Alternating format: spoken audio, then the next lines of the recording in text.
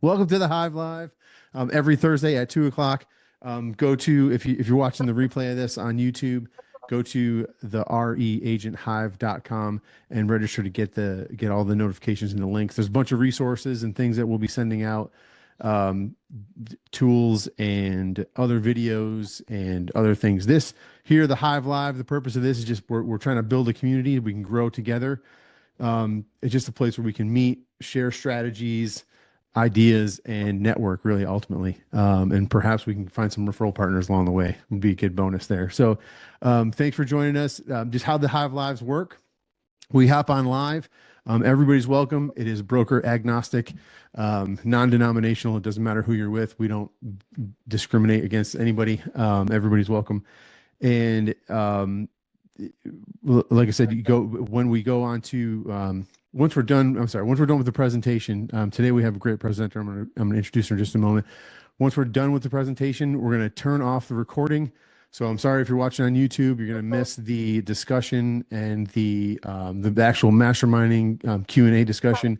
We want to maintain some privacy. We want agents to feel comfortable to ask questions that they really need help with, and really have a true discussion. If someone thinks we're recording, then it might not have a genuine discussion. So in order to get on that, go to the reagenthive.com. Go ahead and register. And like I said, you're not going to just get the link to this meeting, but you're going to get all sorts of tidbits and tools to go ahead and help you grow. So let's dig into it. I know we're here for to hear Rachael, what she has to say. Rachael Boyd, everybody, been in the business for a while, is killing it out there. She's in production, in the trenches, and she's also has small kids, raising a family. And I know that I struggle with that. I can't imagine like moms that they're focused on making sure that the kids get to school or they get food, fed, to sleep, washed, all the things it is raising a kids. If you have kids, you know what I'm talking about. And Rachael is doing it at a very high level and has figured it out. So she's going to teach us, give us the secrets of how to time block. I forget if I'm messing up your title here. Time blocking for agents with families. So moms, dads out there, this is definitely for you. So without further ado, Rachael, welcome. Thank you. I'm so excited to be here. And like TJ said, I'm a mom. I've got a 3-year-old. I'm going to show you a picture of my family in just a few minutes. But yeah, time blocking and being very intentional with our time is a big deal because we've got a lot going on in our family, as I'm sure lots of people, lots of agents, have a lot going on. Spouses, fur babies, anything like that. It's definitely a balance. So I'm just going to talk a little bit about time blocking today, and maybe give you some strategies about time blocking and being intentional with your time. Like TJ said, I wasn't sure if we were going to go over this at the very beginning, but don't forget, we have a weekly Hive Live presentation every Thursday at 2 p.m. There's the website that you can go to register, thereagenthive.com. And then just like TJ said too, it's agnostic, non-denominational. Anybody can come in and benefit from us, benefit from these presentations and discussions. So feel free to share and invite and grow this community and grow our Hive, for the future. So we will jump right in. In the chat, I will put it in there again because I don't know. I saw Josh jump into the chat a second ago. But I put in the chat this link to a PDF. It kind of goes with the presentation, but you can use the guide either as you're going through the presentation or after the presentation. If you're like, yeah, this time blocking thing sounds pretty good, but I can't remember anything that Rachael said, you can use this guide to kind of go back through, and it's got some fill in the blank stuff. You can either fill in the blanks or you can just kind of use it to guide your thinking, either way. But I did put that in the chat. Josh is supposed to be monitoring the chat. It looked like he was in the car, but if he's in the car, if he's not able to do that, then I'll be glad to throw that into the chat. I got you, girl. Keep going. There you go. There he is. All right. So never mind. He is here. He is going to be monitoring the chat. All right. So we are going to talk about time blocking for agents with families today. We've already talked about how to get on the weekly Hive Live. You can go to thereagenthive.com. You can meet with us every Thursday at 2 p.m. for different presentations. You can share this link to any agents that you think would benefit from joining us, from coming to the presentation and enjoying some discussion. And of course, the 3-year-old just woke up from his nap. So we'll see if we can get through this before it really starts going. It's perfect. All right, there is the guide that I told you guys about. It should be in the chat, but you can use that either to fill it in or to just kind of guide your thinking as we go through. So this is my family that I was trying to tell you guys all about. The guy in the middle in the light blue shirt, that's Josh. That's my husband, fellow agent. And then the tall, skinny kid with the gray shirt, that's our son, Nathan. He's 18. He's a first-year college student. And he is studying marketing with an emphasis in real estate. And we hope that he will join us on our agent team, maybe within the year. We'll see. Then we've got our 17-year-old Cadence, our daughter, who is a senior in high school. And then the little guy is our 3-year-old, that's Jeremy. And he is my little showing assistant. I take him to go show houses all the time. And we were showing a house the other day to another family with a bunch of kids. And he opened a door, like a random closet door under the staircase. And he goes, "Oh, that's the crawl space." And I was like, close. I was like, it's just a closet, but you're clearly paying attention. So you never know. He might be on our agent team soon as well. So like many agents, like most agents, I would assume, I know that I want my cake and I want to eat it too. I want to win at business and I want to win at my family. But a lot of times people think that in order to be good at one, you have to give up part of the other. If you want to be really good at business, then you have to give up time with your family. Or if you want to focus on your family, your business has to suffer. And I think that the good news is that we can, as agents, have our cake and eat it too. We can be good at both. But what that means is that we have to be super intentional with our time. We really have to be very intentional with our priorities. And we also have to manage our energy. If you can't tell from the presentation, before I was in real estate, I was a teacher. I was a teacher for about 11 years. And as a teacher, most people would think, oh, teaching is a great profession to raise a family, and it can be. But a lot of times I would go to school all day. I would teach all these other people's kids, giving them my energy, give my energy to my coworkers, to my admin. I was a coach like many teachers. So after school, I would go and give more of my energy to other people. And by the time I got home, I didn't really have a lot of energy for my family. I know that many of us have probably been in that moment where you open the door, you're like still loaded down with all of your stuff from work or school. You open the door and the first thing that you hear when the door opens is, "Hey, what's for dinner?"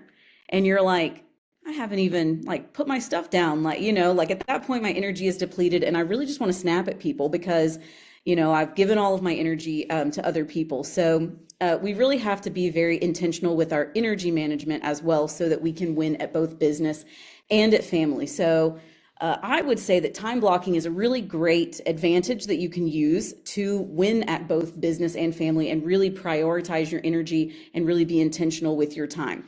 So thing number one that I would suggest when we start time blocking is that we want to really hone in on those important non-negotiable life or family events that we absolutely are going to go to, that we're absolutely going to use that time to invest in our family, to spend time with our family. And we are not making any, we're not going to let real estate take up that time. And I think that this is really important because as real estate agents, we all know that real estate can get very chaotic very quickly. And if we don't know what it is that we're prioritizing, then real estate can kind of roll over us or run over us.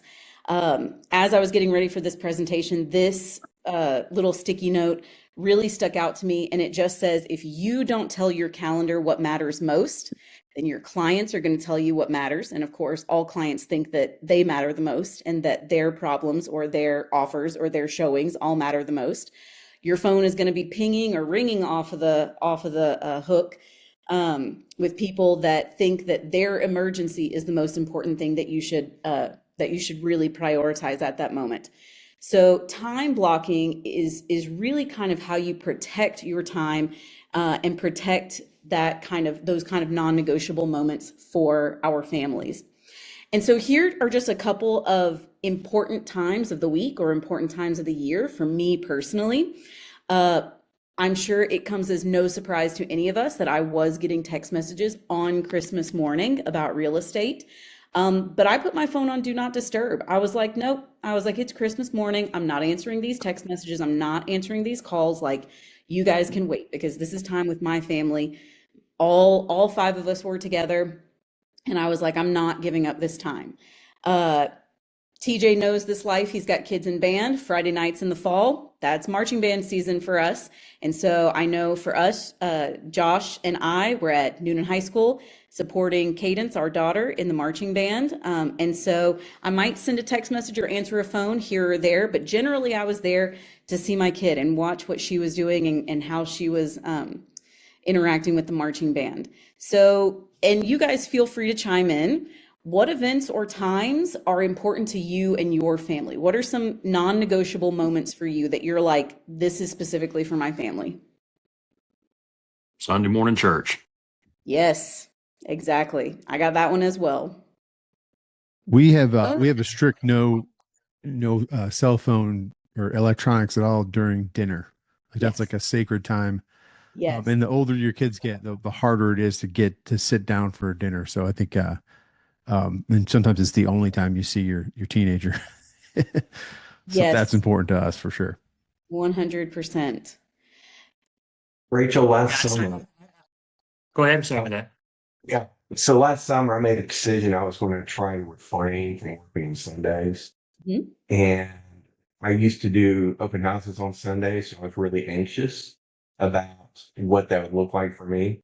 I had a conversation with our good friend Neil Mathwig about that, and he encouraged me to go with the Saturday open house and took his advice on that. And so every open house I hosted basically from May of last year was on a Saturday or during the week. And it wasn't an issue for me. One of the things I found is to set expectations up front when you're entering into a client engagement with somebody and just explain who you are and how you operate and your time frame that you like to work. And it's not been an issue for me so far. I may get on this call next week, banging my head against the table, thinking about the deal I lost, but so far it's worked out really well. And I've also found my attitude is so much better having that one day off. Yes, completely agree. James, were you going to say something? Yeah, I was going to say that that's kind of similar to both of those. We have dinner every single night together as a family. Sometimes, it's not always the same table, but it's the same time zone. So we try to get the table at the same time. But at that time, there are no cell phones, there's no communication. And generally, after 6 o'clock, there's no more real estate talk. And then my weekend pledge is that I always have one day free, if not both. But I never work both of them. Mm-hmm. Yeah.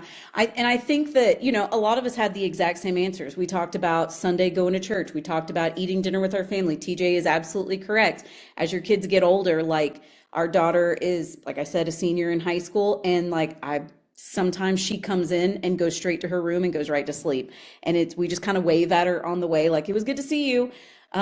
So yeah, those times of eating dinner with the family, like they go by so quickly and they're so easy to take for granted just because when your kids are little, they're right there. But as they grow up, it's like they go off and they have jobs and they have sports and all that kind of stuff. So it's really hard to get them to the table.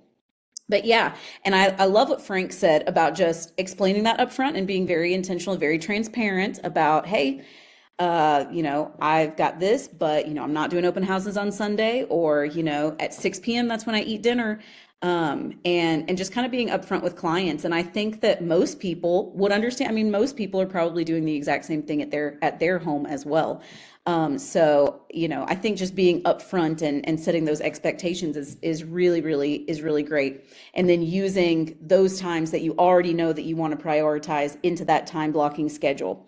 So Canva, I had some pictures that I was going to use, and for whatever reason, Canva was not allowing me to put them in. So hopefully, can you guys see my schedule here on the screen? Okay, cool. So this is just a demo schedule. We actually have, if you can see, we've got our little whiteboard over here.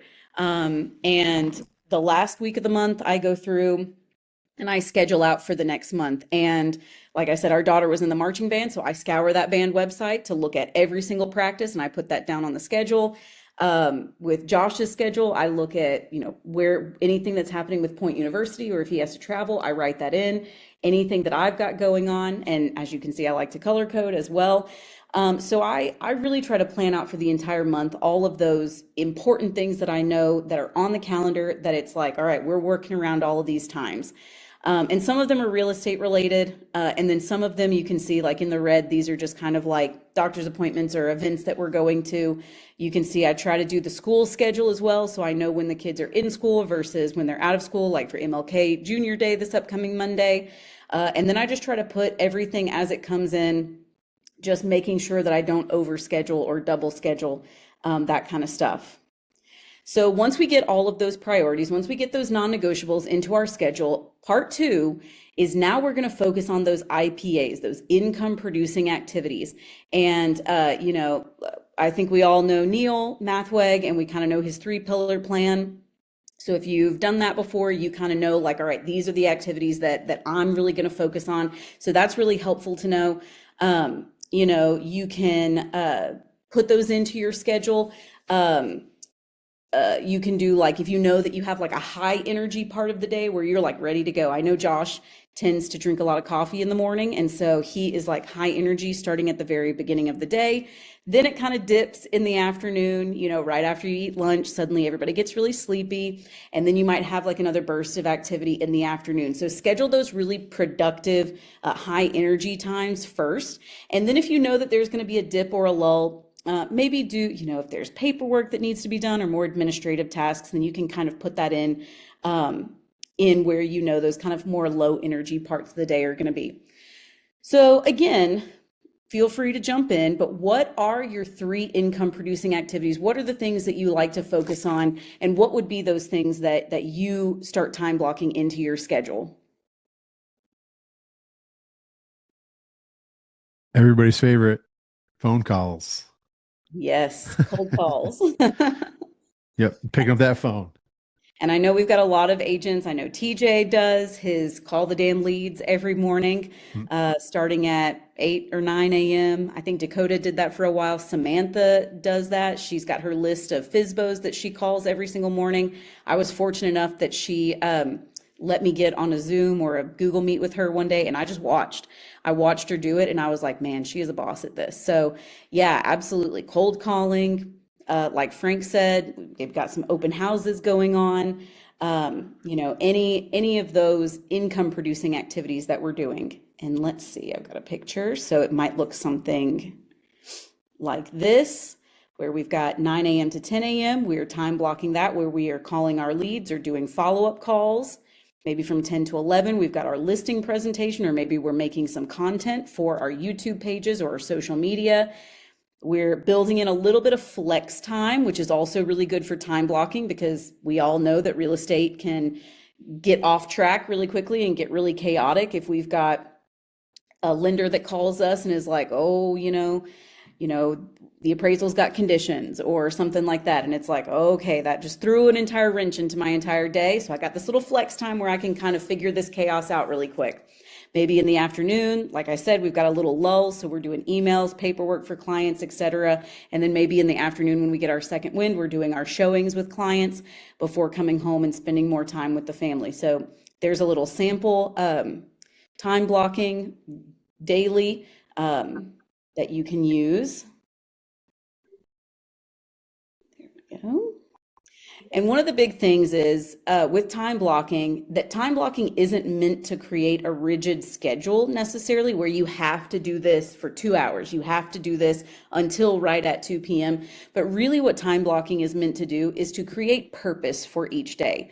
So you can time block the same thing every day, the same things every day. You can time block differently every single day. You can, do your schedule in such a way that it's not rigid, but it's just creating purpose and intentionality. Hi, Giovanna.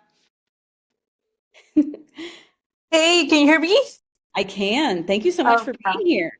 I just saw the notification. Otherwise, I would have joined earlier. I'm sorry. It is all good. It's all good. The slides will be available, and then we're making what is it? We're videoing this or whatever, so you'll be able to see the replay as well. Awesome. Awesome. I'm so glad you're here. Yes. Another strategy too that you can use with time blocking, if time blocking your own schedule feels a little chaotic or like I don't really know if I want to do start there. What you could start with too is you could like pick a theme or a task for each day of the week. It might look something like this. Monday could be building your pipeline. Tuesday could be your listings and your marketing. Wednesday could be taking care of buyers and your client care. Thursday could be contracts and operations. Friday can be relationships and personal rest. And again, if you wanted to do contracts or operations on a Tuesday or building the pipeline on a Thursday, that's completely okay. Again, it just kind of sets the tone for the day and really just creates that priority of what you want to get finished on that day or what you want to get completed that day, and then kind of build your day from there. So the key takeaways, really and truly, is that you don't have to try and do everything in one day. No day has to do everything. Okay, but really just make sure that every single day has a purpose. You can use those flex blocks to absorb that real estate chaos that oftentimes we get caught up in. And then just make sure that your family time is scheduled and it's not a leftover. It's a priority. We're going to do that first, and we're not just going to allow our family time to be whatever the leftover time is. And remember too that if something gets a little derailed and if you have to stop early, maybe you've got a sick kid and you got to go pick them up from school, so that kind of derails part of your real estate day, that's okay. Balance simply means that if I take it away from here, maybe I just stay up a little bit later and finish whatever that task is. Or if I don't quite get to that today, maybe I get to that first thing tomorrow. I know for me, I set my to-do list at night for the next day. And anytime, like if a showing pops up, if I get a notification from Showing Time that we've got a showing at one of our listings, 8:30 that next morning, first thing that I'm going to do is I'm going to send a text message to that seller and just say, hey, FYI, we got a showing at this time, just so that they'll kind of be aware. So again, just using that kind of balance. If you don't get it done here, kind of fit it into your schedule somewhere else. All right, and that is my presentation. I hope that helped a little bit or gave you some insights into time blocking. And again, don't forget, we've got our weekly Hive Live Thursdays at 2 p.m. from 2 p.m. to 3 p.m. The website that you can go to is thereagenthive.com to sign up and register for these sessions. And again, anyone and everyone is welcome. We would love to have tons of agents or agents that you know would benefit from hearing a presentation in a certain presentation or topic. We would love for them to join us. And I hope that you guys got something out of our time blocking presentation today. Can I ask you a question? Absolutely. So first off, I mean, I'm biased because we're married, right? And for those of you that are curious, we are not in the same place. I'm actually changing a lock on a property that we just took possession of, and we closed on one for us today. So lots of rah-rah system. Congratulations. Hey, thanks. Rachel, let me ask you this. And I'm curious because now you're on the hot seat and I can ask you anything I want. You pretty much have to answer it. How do you choose? You started the presentation off with talking about, you asked us all what our priorities were. You said schedule your highest priorities first. And then in essence, then we need to go back and put our HBUD or highest and best use of time activities after we schedule our higher priorities. And I really like that you define like church for you as a higher priority than business. I know that'll be different for different people. There's right answers, wrong answers. That's not, that's for every individual to decide. But for you, how do you decide, like what activity did you decide that what was your highest, like the things you're going to schedule first? How do you decide what reaches that priority in your personal life? Yeah, so that's a great question. So for me, again, because we've got older kids and younger kids, anytime that I know all 5 of us are going to be in the same place, that's a high priority because that doesn't happen very often. Like we all five of us went to church together on Sunday. Normally our daughter goes to a church with her friends. Our son plays drums at a different church. So oftentimes it's like me and Josh and the 3-year-old going to church together. But when I know that all five of us are going to be together, that's really one of my highest priorities. And then, like a lot of times it's logistic things, like I have to take the 3-year-old to school on Mondays, Tuesdays, and Wednesdays. So that is like a non-negotiable. Like I have to get him to school, and then I also have to pick him up in the afternoon. So that's a time when I'm just not available to do real estates or showings. I can do it before, I can do it afterwards, but I just can't do it at that specific time. So sometimes it's logistics, and then for me, other times it's when I know all five of us are going to be in the same place, or a majority of us are going to be in the same place. And I personally like eating dinner with the family. Like many of us said, I like sitting around and just kind of asking everybody about their day. So for me, that's a high priority because, I just enjoy being together.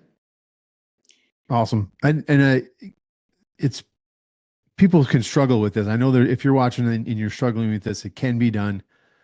You just have to, like you said, I think one of the main things I got out of this is like, you have to know what your priorities are, and you have to put things on your schedule, because otherwise somebody else is going to put things on the schedule for you. So, and that just, there's no boundaries with that. It's nothing. So, but let me ask this, because this is, and I know you do this really well, and maybe I'm an agent watching the YouTube a couple weeks from now, and I say, yeah, this sounds good in theory, but like in actual practical use, like how does this work? So let me ask you this, because you mentioned in the beginning that you bring Jeremy with you on showings. Like, what do clients think about that? Like, is that ever affected your interaction with a client? Has it ever lost business? Has it gained you business? Like, what does that look like when you're bring Jeremy often to appointments?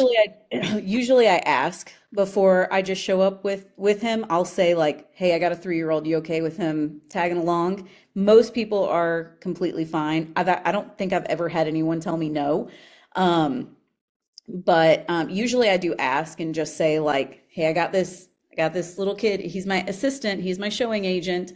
Are you good with that, with me bringing him along? And usually everything's good. Oftentimes if it's a family that also has children, it's not necessarily going to be a big deal either. In fact, I've had a couple of clients where like their kids always come to showings as well. And so it's kind of like, they're good with Jeremy and coming along. So nice. But I do ask. And I would imagine, TJ, can I add something to that? And I'd be curious. I mean, anybody feel free to disagree with me. But one of the things that I've noticed is who you are is also what you attract.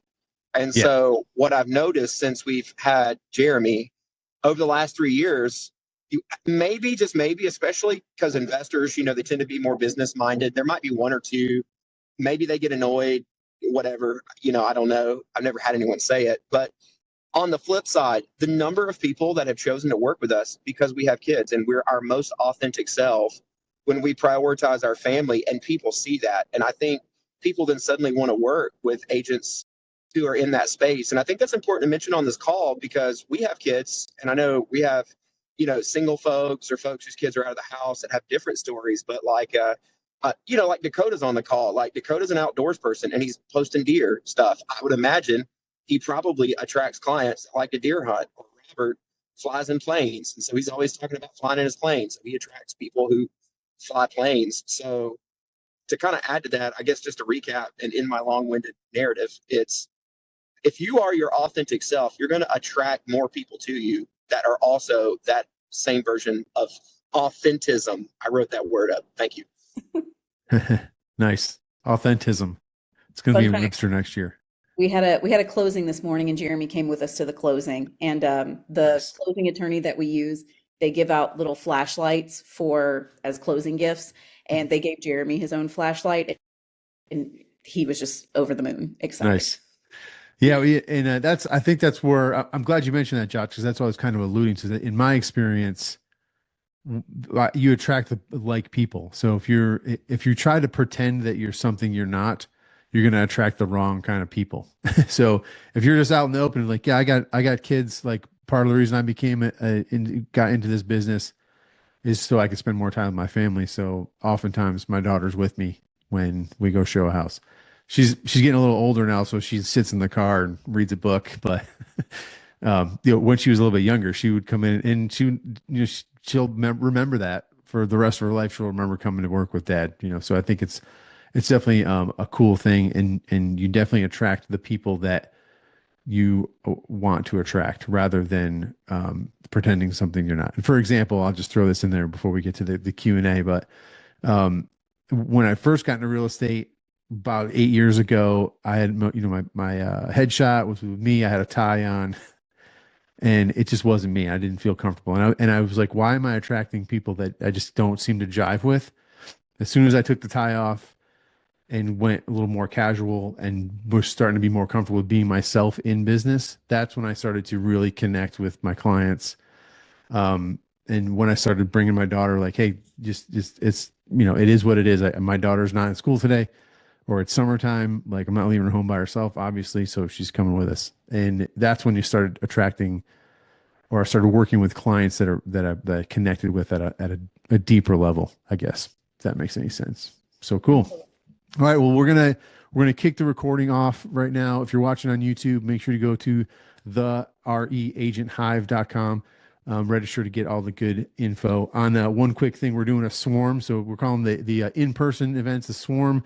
It's going to be in Fayetteville and February 27th. The Neil Mathwig from Agent Rise Coaching is going to be here to give us all of his nuggets about the 3-pillar plan and the Agent Rise steps to build a truly great foundation that's easy to work and leads to success. I've seen it over and over and over again.